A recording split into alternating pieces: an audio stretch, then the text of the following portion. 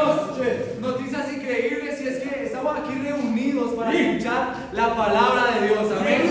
Hoy vamos a tener 3 increíbles prédicas en las que vamos a comenzar por mí. Vamos con John Freddy. Vamos a comenzar con una increíble prédica de Andrés. Amén. Vamos a animarnos a que tengamos un corazón dispuesto a tomar decisiones y salir con un corazón totalmente cambiado para Dios. Amén.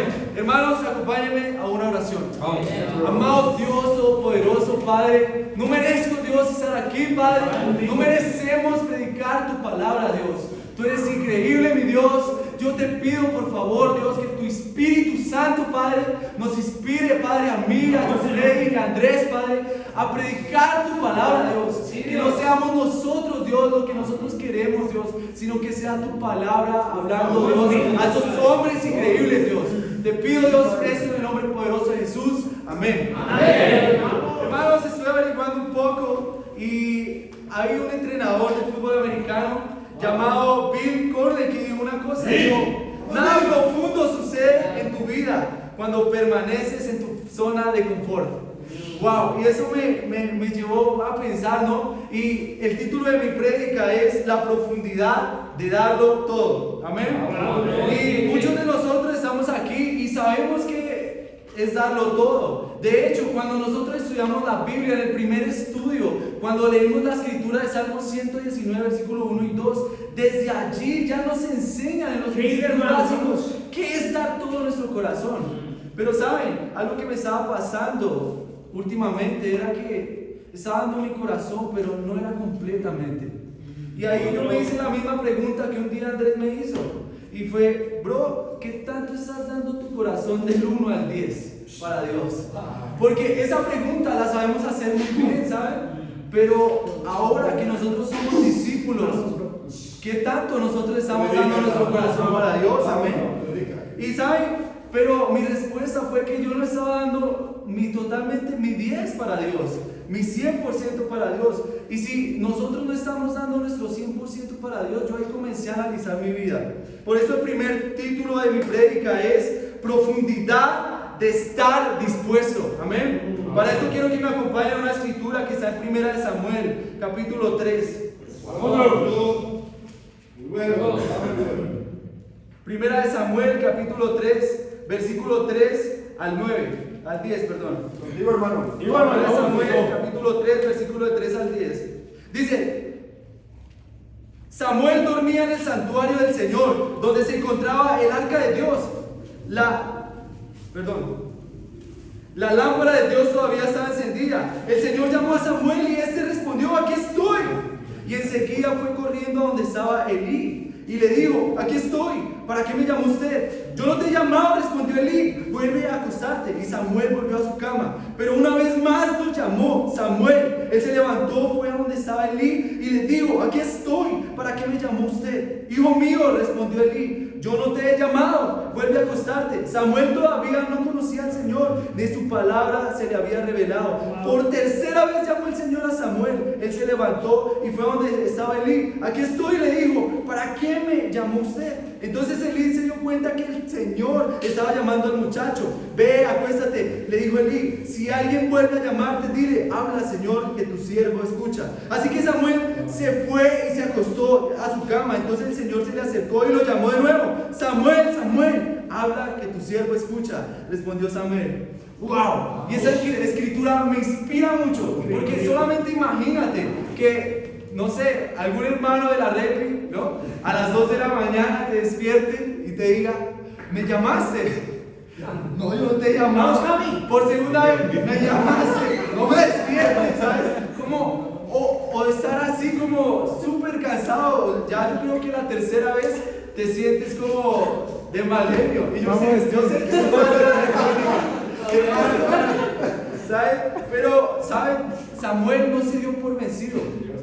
Samuel estaba y iba donde su discipulador, que era Elí, y lo despertaba, porque él necesitaba entender qué era lo que quería. Pero, amén, fue Dios el que lo estaba despertando. Pero él tenía la voluntad de ir a despertar y levantarse aunque incomodara. Y cuando Dios le habla a Samuel, Samuel estaba esperando eso que le estaba diciendo Dios. Y aunque era incómodo, él tenía que hablar cosas incómodas para Elí. Justo ahí después habla de que Elí estaba en maldición incluso.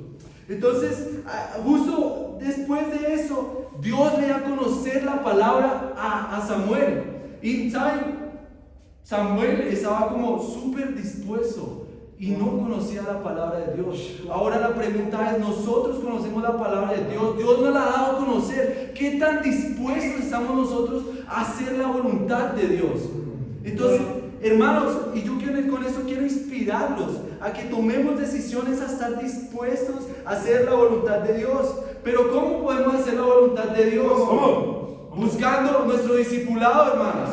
Eso es una herramienta fundamental para hacer la palabra de Dios, para hacer la voluntad de Dios. Porque en los discipulados nos retan. Pero, ¿cómo está nuestra disposición para cumplir esos retos? Acompáñenme en una escritura que está en Hechos capítulo 3.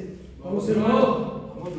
Hechos capítulo 3, versículo del 1 al 11. Hechos 3, capítulo del 1 al 11. Dice: un día subían Pedro y Juan al templo a las 3 de la tarde, que es hora de la oración. Junto a la puerta de la hermosa había un hombre lisiado de nacimiento, al que todos los días dejaban allí para que pidiera limosna a los que entraban en el templo. Cuando éste vio que Pedro y Juan estaban por entrar, les pidió limosna. Pedro, con Juan mirándolo fijamente, le dijo: míranos. El hombre fijó en ellos la mirada, esperando recibir algo. No tengo plata ni oro, declaró Pedro, pero lo que tengo te doy. En el nombre de Jesucristo de Nazaret, levántate y anda. Tomando por la mano derecha, lo levantó. Al instante, los pies y los oídos del hombre cobraron fuerza. De un solo salto se puso en pie y comenzó a caminar. Luego entró con ellos en el templo con sus propios pies, saltando y alabando a Dios. Cuando todo el pueblo lo vio caminar y alabar a Dios, lo reconocieron como el mismo hombre que acostumbraba a pedir limosna, sentado junto a la puerta llamada Hermosa. Y todos conocemos esta historia. ¿Cómo un hombre es sanado por Juan y por Pedro allí, no? Y miren la actitud de ese hombre. Justo después, un versículo después, dice: mientras el hombre seguía aferrado a Pedro y a Juan, toda la gente que no salía de su asombro corrió hacia ellos al lugar conocido como Pórtico de Salomón. ¡Wow! La actitud, una vez él es sanado de este hombre que estaba lisiado, la actitud de él es aferrarse a los apóstoles. Hermanos, si tú no te estás aferrando a tu discipulador, yo quiero animarte para que lo hagas, para que aprendas de él, para que puedas entender la voluntad de Dios, hermanos. Y hermanos, quería animarlos con eso, porque, hermanos, es muy sencillo, ¿sabes? Dar migajas para Dios. Es muy sencillo dar lo mínimo para Dios, como no tener paciencia, no estar dispuesto a sufrir, no estar dispuesto a prepararnos, no estar dispuesto a ser constantes, a no tener una bondad en nuestro corazón, a no tener tiempos con hermanos. Muchos hermanos de aquí están débiles en la fe. Y yo quería inspirarlos, hermanos, para que tengamos tiempos profundos con aquellos hermanos que necesitan de nosotros. Y yo quiero darles un reto con estos hermanos. El primer reto que yo quiero darles es que tú cuadres un tiempo semanal con un hermano, para que tú puedas animarlo y ser animado. El segundo reto es que tú no busques, que ya tu discipulador no te busque al principio de la semana, sino que tú puedas buscar a tu discipulador para ser discipulado, hermanos. ¿Sí? Quedarse cómodo es muy fácil, hermanos.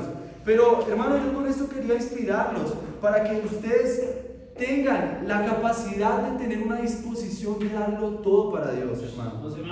En conclusión, hermanos, nosotros podemos llevar una vida sencilla, sin que nadie nos incomode. Pero podemos elegir tener una disposición de lo eterno, una disposición de dar lo mejor para Dios, una disposición de darlo todo, hermanos. Hermanos, y quería concluir con eso y animarlos a que, por favor, hermanos, tengamos la fe de darlo todo para Dios, sea la gloria. Amén.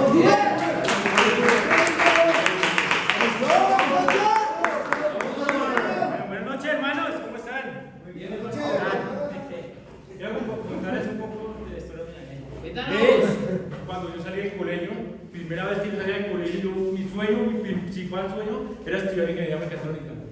Tanto que antes de salir del colegio ya estaba preguntando, haciendo vueltas allí con mis papás. Y yo soy de Tunja y la única universidad que ofertaba ingeniería mecatrónica en Tunja era una universidad privada. Ya se imaginarán los costos. Le pregunté a mis papás, papá, ya encontré una universidad para estudiar ingeniería mecatrónica, vale 10 millones de pesos. Más no. Y una vez digo, ¿cómo se te ocurre? Busca otra universidad que sea más que se ajuste más a nosotros, ¿no? Amén. Yo como que me resigné, tiempo después olvidé ese sueño y me ingresé a estudiar ingeniería civil en la UPC. Después de 4 semestres de estudiar ingeniería civil, como que dije, no, pero mi sueño era estudiar ingeniería mecatrónica. ¿Qué pasó con eso? Tengo que perseverar en eso. Literal. Estuve averiguando más universidades y la única universidad que ofrecía ingeniería mecatrónica era económico, prácticamente gratis, era aquí la Nacional. Así que cancelé inmediatamente el semestre de ingeniería civil, los 4 semestres, y me vine a presentar el examen aquí a la Nacional. Y ahí vienen que presenté el examen y que pues no pasé ingeniería mecatrónica. No pasé ingeniería mecatrónica, me dije, Dios, ¿por qué? Si yo estudié mucho, yo he sido bueno con mis papás, yo he estudiado muchísimo, me lo merezco, ¿no? Pero amén, me metí a estudiar física, no me pregunten por qué, porque pero pues física acá, y estudié 3 semestres de física pura aquí en la Nacional. Después me entró otra vez el sueño de estudiar ingeniería mecatrónica, así que dije, no, estoy en la Nacho, estoy aquí, ya hay más biblioteca, hay más espacios, voy a estudiar más y por lo tanto voy a entrar en ingeniería mecatrónica. Listo, cancelé el semestre en física, me volví a presentar y ahí vienen que no pasé tampoco. Pero el punto es aquí, es que a veces Dios no hace algo para ti porque quizás Dios quiere hacer algo en ti. ¿Okay? Por eso el título de mi prédica es no transforme las circunstancias, aprende de las circunstancias. Quiero que me acompañe una escritura que está en Zacarías 13:9. Espera. Cuando lleguen digan ¡Siu! ¡Siu! Eso es Zacarías 13:9. Listo, leo. 13:9. Leo, dice, pero esa parte restante la pasaré por el fuego, la refinaré como se refina la plata, la probaré como se prueba el oro. Entonces ellos me invocarán y yo responderé. Yo diré, ellos son mi pueblo, y ellos dirán, el Señor es nuestro Dios. De manera, hermano, aquí prácticamente la escritura es muy clara, dice que nos va a refinar como la plata, nos va a probar como el oro, pero él dice, entonces ellos me invocarán y yo responderé. Dice yo responderé, no yo responderé lo que quiera escuchar Camilo, yo responderé lo que quiera escuchar Pipe, no, yo responderé, dice. Y es que a veces Dios no hace algo para ti porque quizás quiere hacer es algo en ti, ¿no? Es como a través de ese proceso que estás experimentando, ¿no? Muchas veces le pedimos a Dios, Dios dame salud, Dios dame trabajo, Dios restaura mi economía, Dios haz algo por mí, ¿no? Y quizás Dios no quiere transformar esas circunstancias porque quiere transformarte a ti, ¿sabes? Entonces, Dios quiere hacer un trabajo profundo en nosotros, ¿no? Y es muy sencillo entender porque si te pones a revisar bien, si Dios te hace el trabajo que tú quieres, si Dios te hace la economía que tú quieres, eso es algo temporal. Si Dios me hubiera dado esa carrera, eso es algo temporal. En cambio, Dios hizo algo en mí y me dio un propósito, hermanos, que es hacer más discípulos. Amén.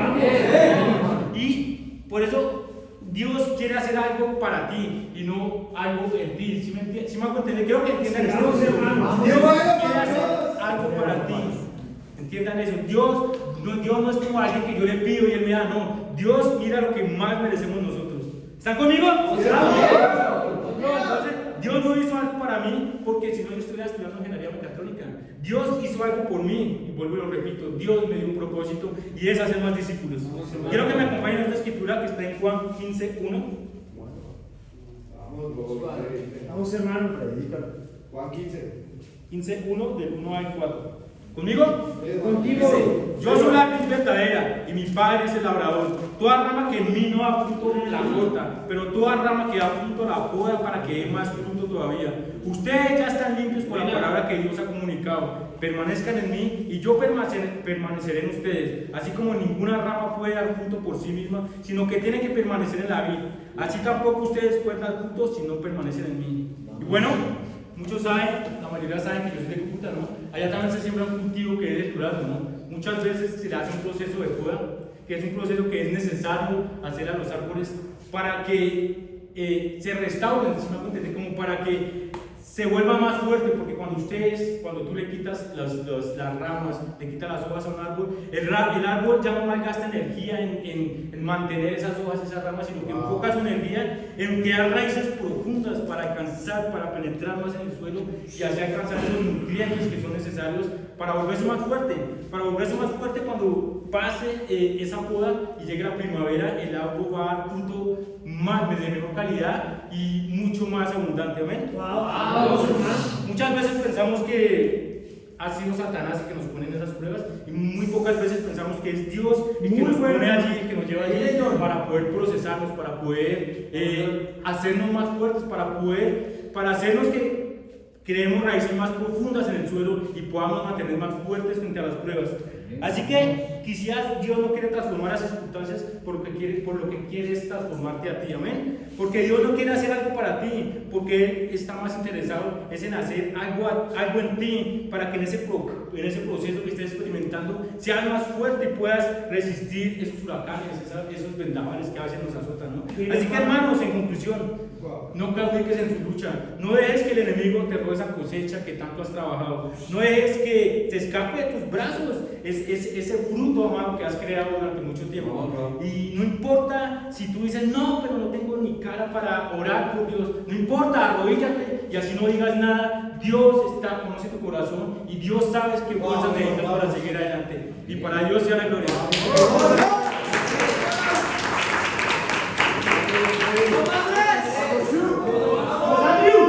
¿Cómo estamos, hombres? ¿Hay hombres aquí? ¡Sí! Yo quiero hacer una pregunta. ¿Quiénes de aquí han ido al servicio militar? Aquí, al servicio militar. Vamos, 2, 3, 4. Son pocos. Pero por eso la predica. ¿Saben qué pasa? Lo digo porque el servicio militar es algo que me transmite valores excepcionales. ¿Saben? Yo pienso en servicio militar y pienso en disciplina, amor por la patria, honor, lealtad, integridad, espíritu y servicio a los demás. Hombres, el título de mi prédica es Servicio Militar a Dios. Servicio militar a Dios. Quiero que me acompañen una escritura que está en Romanos 12, 10 al 13. Vamos, bro. ¿Me dice algo de hacer conmigo? ¡Diga! ¿Listo? Dice: ámense los unos a los otros con amor fraternal, respetándose y honrándose mutuamente. Nunca dejen de ser diligentes, antes bien, sirvan al Señor con fervor que da el Espíritu. Alégrense en la esperanza, muestren paciencia en el sufrimiento, perseveren en la oración y ayuden a los hermanos necesitados. Practiquen la hospitalidad. Ámense a unos a otros con amor fraternal. Amor fraternal significa sin esperar nada a cambio. Como Jesús, que fue a la cruz por personas que más adelante tal vez lo van a seguir menospreciando y despreciando. Un sacrificio que Jesús soportó por personas que no lo merecían. Amor fraternal. Respétense, dice la Escritura. ¿Saben? Respeto entre hombres es algo, es como un código invisible que sabemos que está y es irrompible, ¿verdad, hombres? ¡Vamos! Hay respeto entre nosotros, lo hay, pero ahora hay respeto hacia Dios. Quiero que piensen, habla de honrarse mutuamente. Yo quiero saber si en esta sala hay honor. ¿Hay honor realmente cuando hacemos promesas a Dios de que vamos a hacer eso, vamos a hacer aquello, pero no lo hacemos? ¿Dónde está nuestra palabra como hombres? Dice en el 11: nunca dejen de ser diligentes, hombres responsables. Antes bien, dice, y aquí es donde pone algo por encima de todas las otras cosas. Dice, antes bien, sirvan a Dios. Servir a Dios. Pero más fácil que explicar lo que es servir a Dios, quiero explicar primeramente lo que es no servir a Dios. Porque hay un principio que quiero que entiendan, y es el siguiente: porque muchas veces como hombres pensamos primero que dependiendo del lugar en donde nos pongan a servir, depende también el corazón con el que vamos a servir. ¿Tiene eso sentido? Sí, hermano. Yo quiero que piensen más bien no importa dónde, pero importa cómo, y es con todo el corazón. Ahora, entre hombres, al igual que el respeto, es común también algo que nos impide dar todo ese corazón a la hora de servir, y es la competitividad. Competitividad que estando en el reino de Dios, estando en un reino donde para Dios todas las actividades son importantes, de la misma manera, y lo único que importa es el corazón, no sirve de nada. Competitividad no nos sirve para servir a Dios con todo el corazón. ¿Amén, hermanos? Hombres, si se ponen a pensar, todo lo que he mencionado son cosas que tiene un soldado. Quiero que piensen en esto. Un soldado es leal, tiene respeto, hombres, tiene honor y sirve a la patria. Incluso algunos sin siquiera deben dar un pago. ¿Tiene eso sentido para ustedes? Piénsenlo. Si pensamos en dónde servimos, no estamos sirviendo a Dios, estamos sirviendo a nuestros intereses. Wow. Hombres, yo quiero que de aquí salgamos con una sola decisión. Vamos. ¿Se quieren saber cuál es? ¿Quieren saber cuál es la decisión? Vamos, hombres. Podemos servir a Dios en cualquier cosa y lo único que va a contar para Él va a ser el corazón que pongamos en Él. Ayudar al hermano necesitado. Ayudar a nuestras esposas, hombres casados. Vamos, hermano. Ayudar sirviendo a estudios bíblicos. Ver frutos de ese servicio.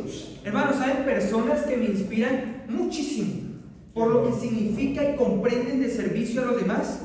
Son personas que definitivamente no presentaron el servicio militar. Y son las mujeres de la iglesia. Mujeres de la iglesia conocen lo que es el servicio a los demás, sin importar dónde sea o qué hagan. Mientras hacen lo que deben, sirven a otros y están pendientes de más cosas. Mujeres saben servir. ¿Saben? Mujeres son mayoría en la iglesia. Mujeres son mayoría porque saben servir a los demás. Ellas son, versículo 13, dice: ayuden a los hermanos necesitados. Practiquen la hospitalidad. Dice la conclusión a la que llegamos luego es aprender que más bien, y después del honor, después del respeto, lo que importa es servir a Dios. Ellas comprenden que otros necesitan más que ellas. Ellas entienden y practican la hospitalidad. ¿Ustedes lo hacen, hombres? ¿O pensamos que eso no nos toca a nosotros? ¿Por qué nosotros no salir de aquí con esa misma decisión? Desde poner los vasos y servir las comidas con un intersemanal de hombres, hasta acompañar a los estudios en casa, a casa y hacer amistades profundas con ellos.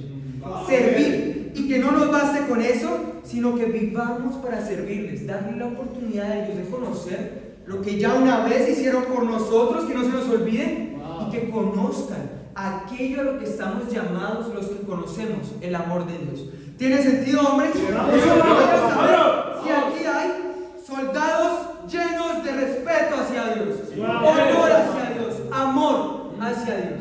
Quiero que piensen, son cosas que hacen soldados por una patria que a veces luego les da la espalda.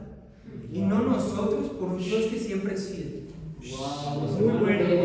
Hermanos, quiero retarlos con una sola cosa. Pero en serio, aquí está en juego la palabra de los hombres. ¿A ustedes les gusta el ejercicio? ¡Sí! ¡Vamos! Voy a poner lagartijas, pero ahora no lagartijas, otros sentadillas, ¿cierto? Sí. Vamos a hacer 5 actos de servicio al día. Y por cada acto que no hagamos, vamos a hacer 15 flexiones de pecho. ¿Por qué? A ver, el ejercicio es mera motivación. Porque el punto aquí es ser más conscientes de cuándo servimos a otros y cuándo no. Si nuestra vida ya era una vida de servicio a los demás, el reto va a ser fácil. Pero si antes no estábamos tan al pendiente de otros como para servirles, el reto nos va a poner o a servir o a estar como yo de musculosos. Hombres, reflexionen en cuánto hemos servido a Dios.